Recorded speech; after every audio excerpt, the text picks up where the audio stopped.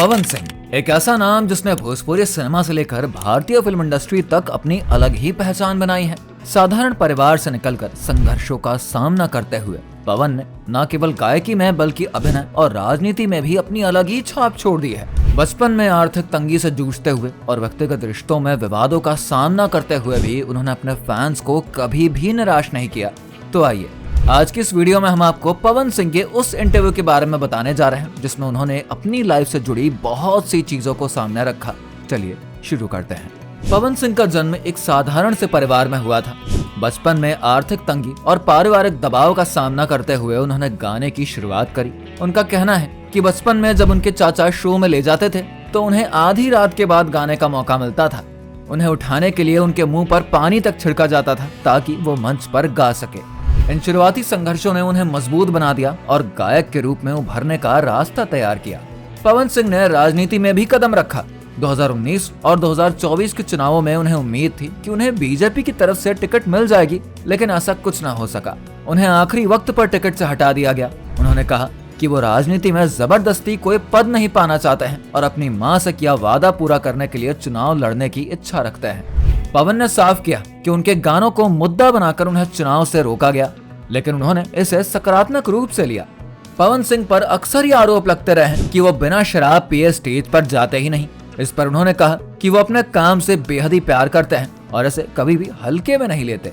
पवन ने यह भी कहा कि वो अपनी जिम्मेदारियों को समझते हैं और शराब की आदत को काफी हद तक अपने जीवन से दूर ही कर चुके हैं। उन्होंने माना कि जीवन में अनुशासन बहुत ही जरूरी है और इसी के चलते उन्होंने खुद को संभाला भी है।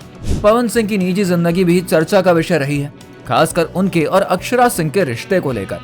अक्षरा सिंह ने उन पर कई गंभीर आरोप लगाए थे, जिसमें कहा गया था कि पवन ने उनके साथ सही व्यवहार नहीं किया। पवन ने इस पर कहा कि वो अपने निजी रिश्तों पर सार्वजनिक रूप से ज्यादा बात नहीं करना चाहते हैं। उन्होंने ये भी कहा कि उनकी पहली पत्नी उनके जीवन की देवी थी और उनके साथ का अनुभव उनके लिए बहुत ही खास था। भोजपुरी सिनेमा में बढ़ती अश्लीलता के बारे में भी पवन सिंह ने कहा कि हर इंडस्ट्री में अच्छाई और बुराई दोनों ही होती है। उन्होंने स्वीकार किया कि भोजपुरी में सुधार की जरूरत तो है और इसे साफ सुथरा बनाने के लिए सभी कलाकारों को मिलकर ही काम करना होगा। उन्होंने कहा कि अब समय आ गया है कि इंडस्ट्री को नई दिशा दी जाए ताकि भोजपुरी का सम्मान बना रहे। पवन सिंह ने हिंदी फिल्मों में भी अपनी पहचान बनाई है और अब कई बड़े प्रोजेक्ट्स पर वो काम भी कर रहे हैं। उन्होंने बताया कि जल्द ही वो बड़े बॉलीवुड सितारों के साथ में नजर आएंगे। वो हिंदी सिनेमा में अपनी जड़ों को बनाए रखते हुए भोजपुरी को भी अंतर्राष्ट्रीय स्तर पर ले जाना चाहते हैं। पवन का सपना है कि वो अपनी कला के जरिए भोजपुरी भाषा और संस्कृति को नई ऊंचाइयों तक पहुंचा पाए। पवन सिंह का अपनी मां से बेहद ही भावनात्मक रिश्ता है। वो मानते हैं कि उनकी मां ही उनकी असली प्रेरणा है। उन्होंने बताया कि जीवन के हर मुश्किल समय में मां का आशीर्वाद उनके साथ रहा है। पवन ने कहा कि वो जो कुछ भी है अपनी मां की वजह से ही है और अपने फैन से भी यही उम्मीद करते हैं कि वो अपने माता पिता का सम्मान करे। पवन सिंह ने बातचीत का अंत अपनी मां को एक भजन गाकर किया, जिसमें कि उन्होंने मां के प्रति अपनी भावनाओं को व्यक्त किया। उन्होंने कहा कि वो अपनी जिम्मेदारियों को समझते हैं और अपने फैंस को निराश नहीं करना चाहते हैं।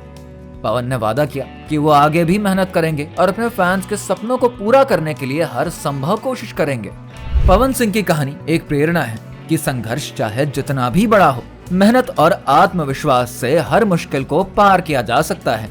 उनकी बातें हमें यह सिखाती हैं कि जीवन में कितनी भी मुश्किलें क्यों ना हो, अगर हिम्मत और मेहनत हो तो हर सपने को सच किया जा सकता है। पवन सिंह की जिंदगी का सफर उनके फैंस के लिए एक सीख है कि कभी भी हार मत मानो, क्योंकि हर संघर्ष के बाद सफलता जरूर मिलती है।